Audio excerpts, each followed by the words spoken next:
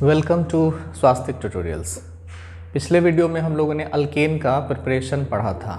आज इस वीडियो में हम लोग अल्केन के प्रॉपर्टीज़ के बारे में डिस्कस करेंगे। और ये वीडियो का पर्पस हम आपको बता दें, 11th क्लास का जो स्कूल वाला एग्ज़ाम है उस एग्ज़ाम के क्वेश्चंस बन जाएं, बस यही टारगेट है। इसलिए NCERT किताब को फोकस करके इस वीडियो को मैंने तैयार किया है। और इसमें आपको फिजिकल प्रॉपर्टी पर विशेष ध्यान नहीं देना है। फिजिकल प्रॉपर्टी अल्केन्स में कुछ खास नहीं है, हम लोग थोड़ा सा डिस्कस कर लेंगे प्रॉपर्टीज़ ऑफ अल्केन। तो जिसमें हम आपको बता रहे हैं अभी ये हम लोगों का चल रहा है अल्केन। पुराना वीडियो है जिसमें इससे जस्ट पहले जो वीडियो अपलोड हुआ है उसमें प्रिपरेशन है और अभी प्रॉपर्टीज़। तो फिजिकल प्रॉपर्टीज़,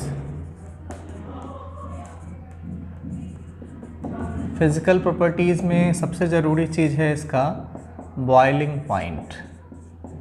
तो बोला गया कि अल्केन्स का बॉइलिंग पॉइंट जनरली कम होता है। रूम टेम्परेचर पर देखें तो कार्बन नंबर 1, 2, 3, 4 वाला अल्केन सब गैसेस स्टेट में पाया जाता है। मीथेन, इथेन, प्रोपेन, ब्यूटेन सब गैस रहता है। तो उसका कारण ये है कि इन सबों का बॉइलिंग पॉइंट, मेल्टिंग पॉइंट कम होता है।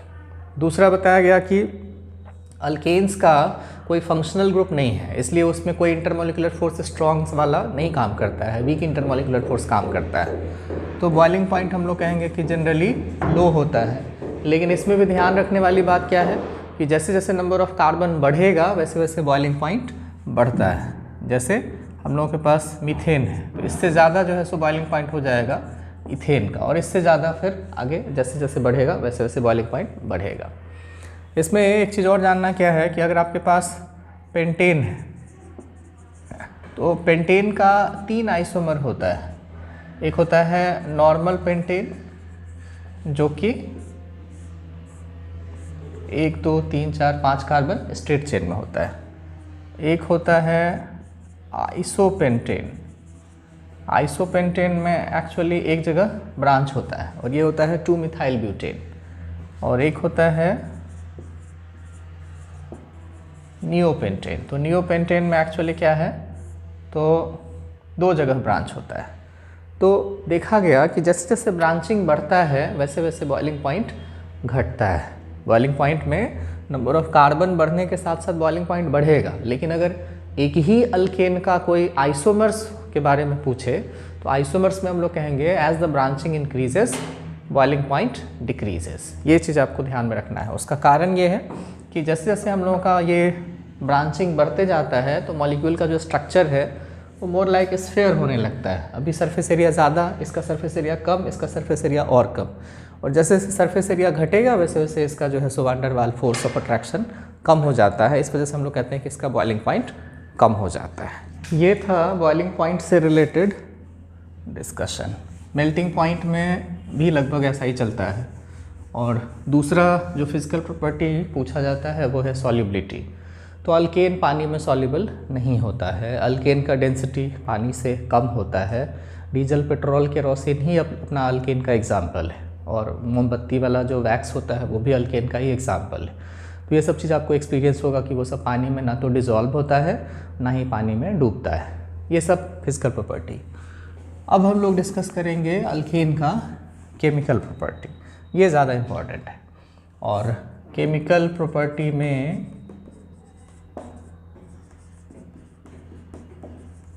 पहला जो रिएक्शन है वो है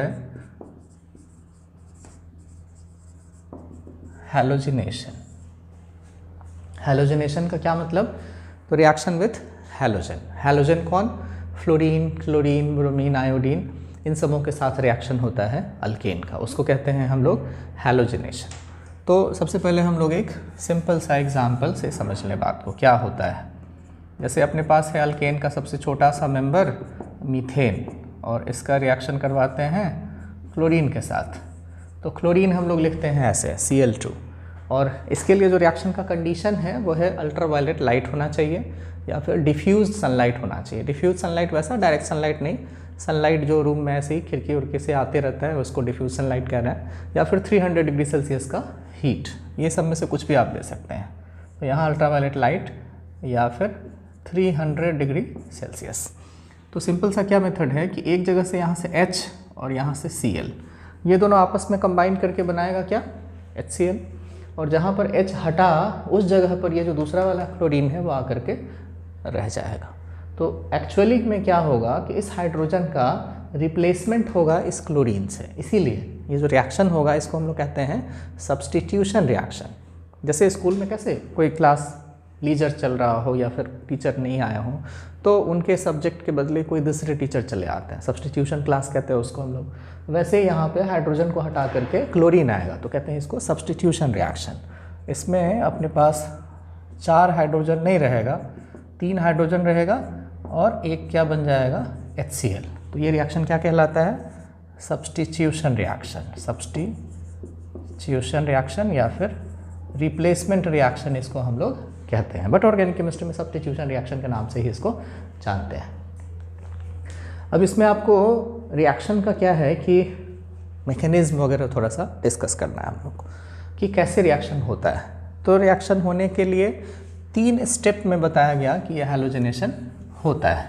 3 स्टेप कौन कौन सा, तो सब्स्टिट्यूशन रिएक्शन का 3 स्टेप हम लोग अभी जान लेते हैं। हम लोग अभी हैलोजिनेशन के बारे में ही पढ़ रहे हैं, उसका स्टेप्स जो है सो सब्स्टिट्यूशन रिएक्शन का क्या क्या होता है, ये चीज़ स्टेप्स। तो पहला स्टेप होता है उसको हम लोग कहते हैं चेन इनिशिएशन, शुरुआत, रिएक्शन का शुरुआत होता है। तो हम लोगों के पास लिया हुआ था क्या, क्लोरीन लिया हुआ था एंड अल्ट्रावायलेट लाइट।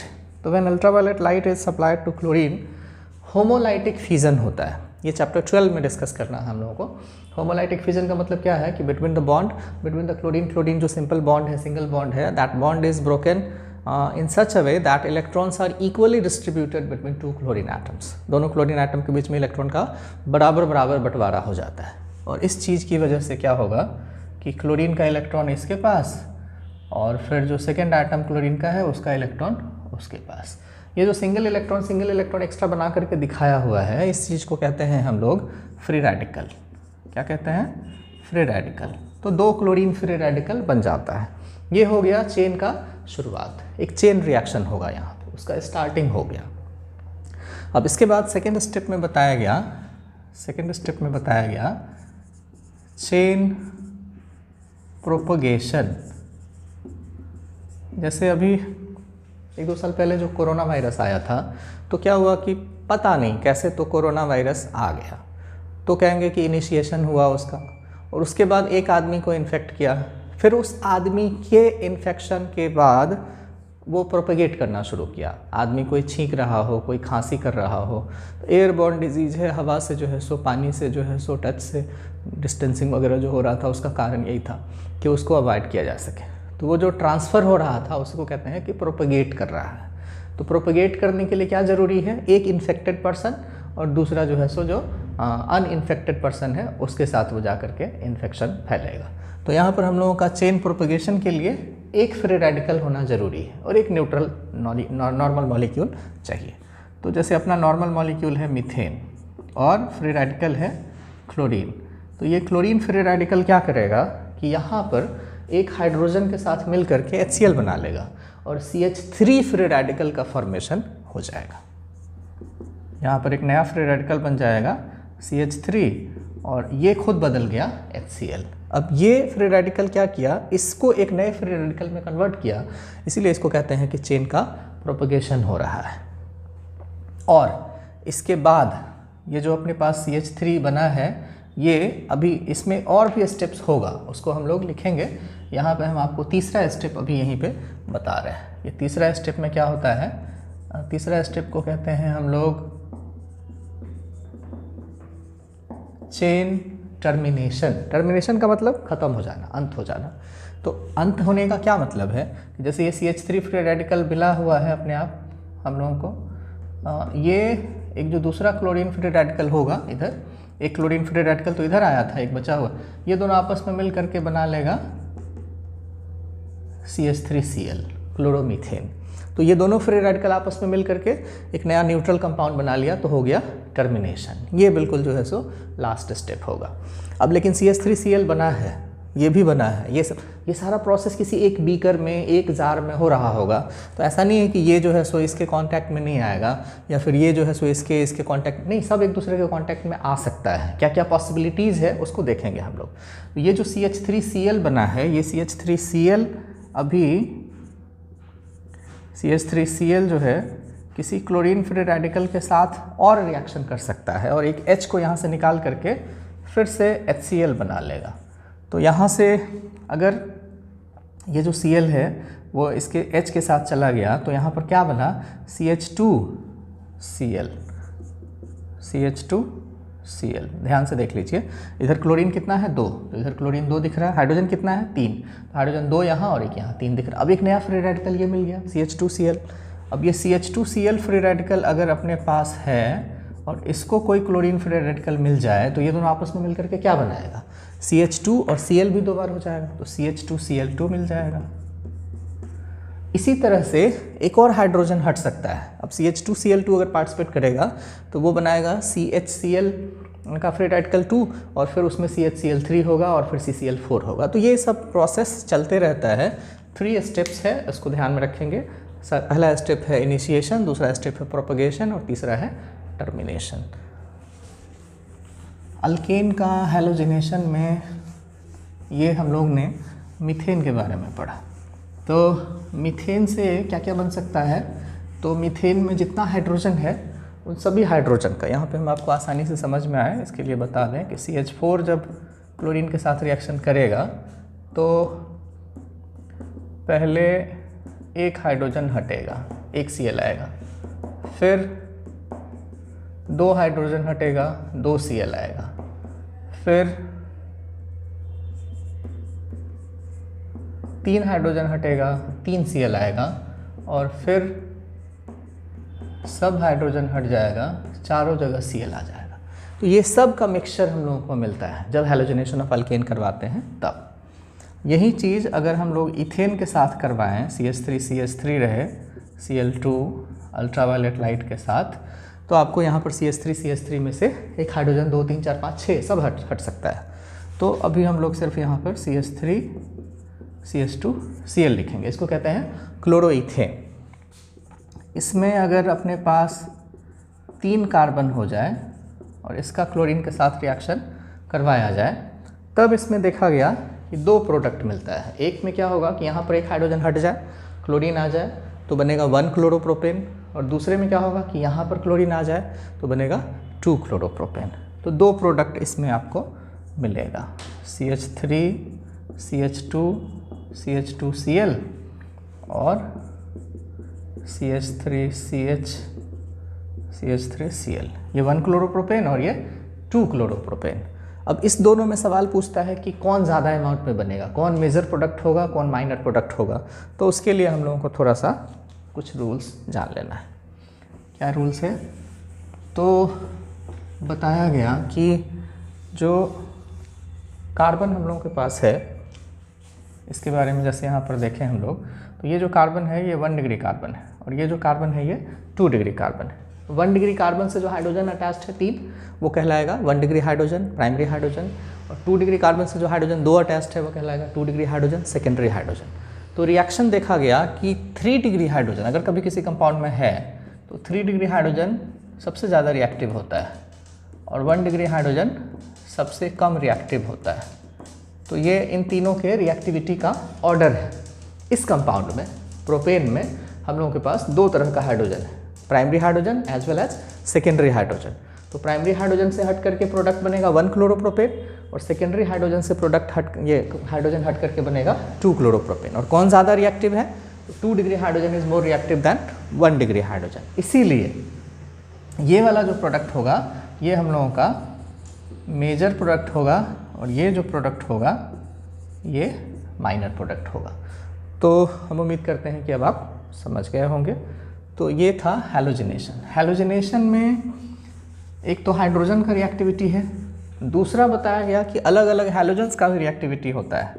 जैसे फ्लोरीन सबसे तेज़ी से रिएक्शन करेगा और आयोडीन जो है सो सबसे स्लो रिएक्शन करेगा। इसका रिएक्शन तो एक्सप्लोसिव टाइप से हो जाएगा, ये जो है सो बहुत ख़तरनाक हो जाता है, और इसका रिएक्शन इतना स्लो होता है कि ये रिवर्सिबल हो जाता है। क्या होगा, I2 के साथ रिएक्शन अगर करवाएं तो क्या होगा, जैसे CH4 है, I2 in presence of ultraviolet light, तो ये CH3I प्लस HI बनेगा, और ये HI जो बनेगा वो फिर से क्या करेगा, रिएक्शन को वापस कर देगा, रिवर्स कर देगा। तो किसी तरीके से इस HI को यहाँ से क्या करना है, हम लोगों को हटा देना है, तब जा कर के ये रिएक्शन में CH3I मिल पाएगा। और HI को हटाने के लिए क्या करते हैं, तो HI प्लस कोई ऑक्सीडाइजिंग एजेंट ले लेते हैं जो इसको आयोडीन में कन्वर्ट कर दें, और फिर हम लोगों का जो है रिएक्शन बच जाएगा। तो ये ऑक्सीडाइजिंग एजेंट क्या होगा, तो HiO3 हो सकता है या फिर HNO3 हो सकता है, दोनों एसिड में से कोई भी एसिड ले सकते हैं जो ऑक्सीडाइजिंग एजेंट का काम करेगा। तो ये जो रिवर्सिबल रिएक्शन है इसको वो रोक सकता है। ये था अल्केन का प्रॉपर्टीज़ में पहला हैलोजिनेशन। हैलोजिनेशन किस तरह का रिएक्शन है, तो सब्स्टिट्यूशन रिएक्शन, और सब्स्टिट्यूशन में भी टाइप पूछा जाए कौन सा, तो free radical substitution. I hope कि आप समझ रहे होंगे। दूसरा प्रॉपर्टी जो हम लोगों के पास है एनसीईआरटी बुक अगर देखें तो दैट इज़ कंबशन। अल्केन का कंबशन रिएक्शन। कंबशन का मतलब सबको पता है, किसी चीज़ को ऑक्सीजन में जलाना। तो जब अल्केन को ऑक्सीजन में जलाते हैं तो since alkane contains carbon as well as hydrogen, तो दोनों ऑक्सीजन से रिएक्शन करके कार्बन का ऑक्साइड CO2 एंड हाइड्रोजन का ऑक्साइड H2O फॉर्म करता है। सिंपल सा रिएक्शन हम लोग अगर देखें तो CnH2n+2, और ये हम लोगों के पास इधर ऑक्सीजन, इधर बनाएगा CO2 और इधर बनाएगा H2O। तो इधर जो अपने पास है ये रहता है N+1 और इधर रहता है N, और इधर अपने पास जो है सो रहता है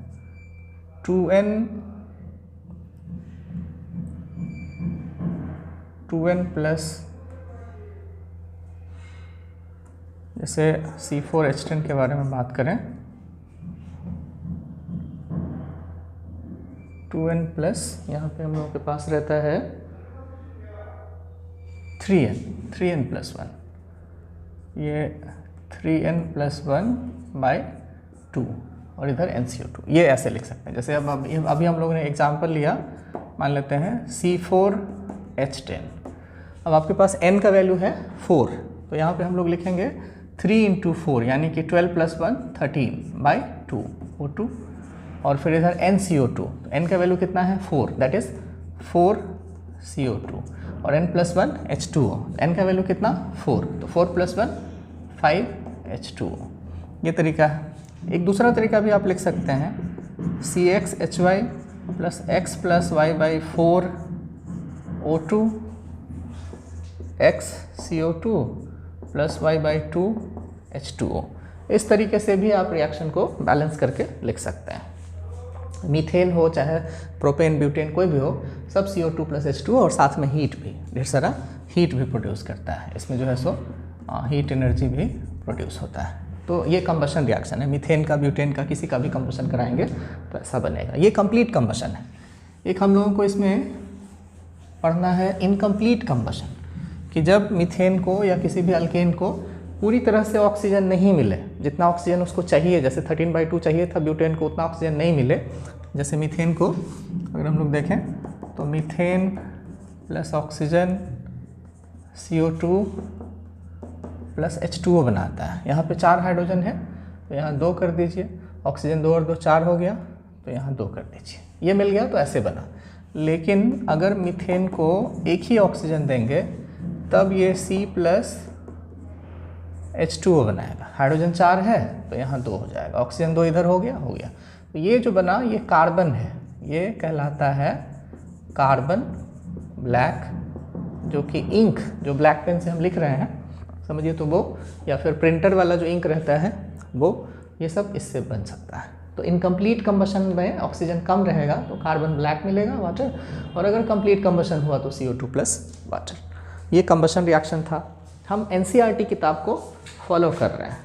तीसरा मेथड जो आपके पास दिया हुआ है, तीसरा मतलब प्रॉपर्टी जो दिया हुआ है, that is controlled oxidation. Actually, combustion is also a type of oxidation, but it is called complete oxidation. And हम लोग अभी पढ़ेंगे कंट्रोल्ड ऑक्सीडेशन। कंट्रोल्ड ऑक्सीडेशन में क्या होगा, तो एक ऑक्सीडाइजिंग एजेंट लेंगे और रिएक्शन का कुछ कंडीशंस होगा, टेम्परेचर का, प्रेशर का, ये सारा कुछ। तो थर्ड होगा प्रॉपर्टी में कंट्रोल्ड ऑक्सीडेशन। और मीथेन का ही रिएक्शन दो अलग अलग तरीके से होता है। मीथेन का रिएक्शन एक बार कॉपर के साथ 573 केल्विन और 100 एटमॉस्फेयर का प्रेशर, तब जो मेन प्रोडक्ट मिलता है वो है CH3OH। और मीथेन का ही रिएक्शन ऑक्सीजन के साथ जब MO2O3 है, MO2O3 क्या है, तो मोलिब्डेनम ऑक्साइड, मोलिब्डेनम ऑक्साइड के साथ करवाते हैं, तब ये HCHO मिलता है, मिथेनल, ये मिथेनॉल है और ये मिथेनल मिलता है।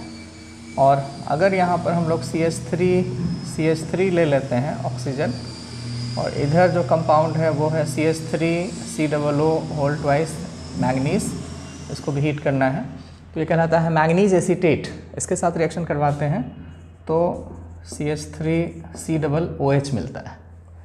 तो ये वैरायटी ऑफ प्रोडक्ट्स जो है सो अल्केन से बनाया जा सकता है।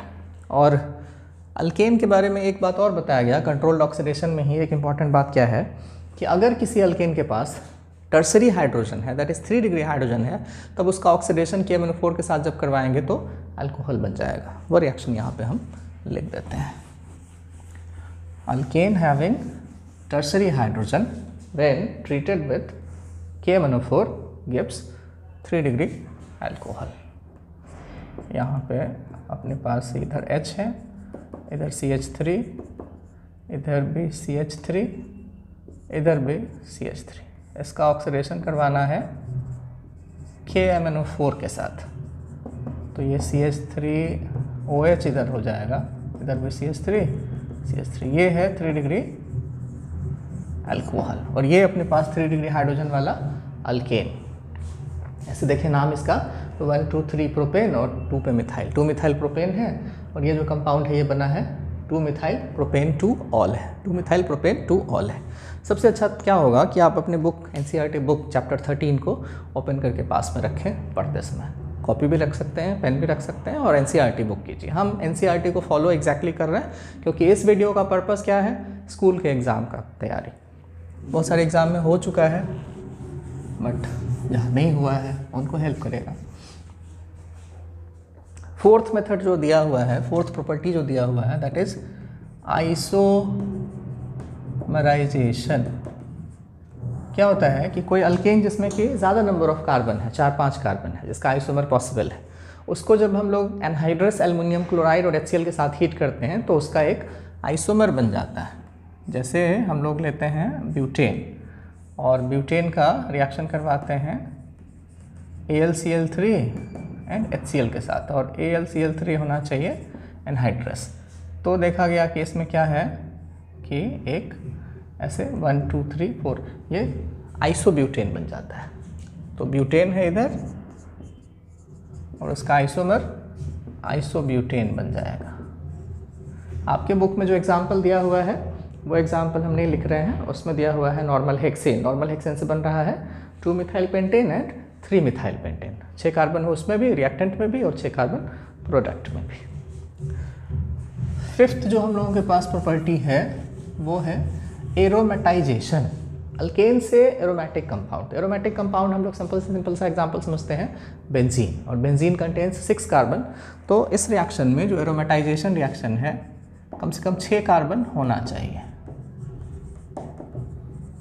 एरोमेटाइजेशन में कम से कम 6 कार्बन होना चाहिए। जैसे हम लोगों के पास ये हेक्सेन है 1 2 3 4 5 6, और इसका reaction chromium oxide, vanadium oxide या मोलिब्डेनम ऑक्साइड किसी के साथ करवाएं तो पहले जो है सो बनता है साइक्लोहेक्सेन और फिर बनता है बेंजीन।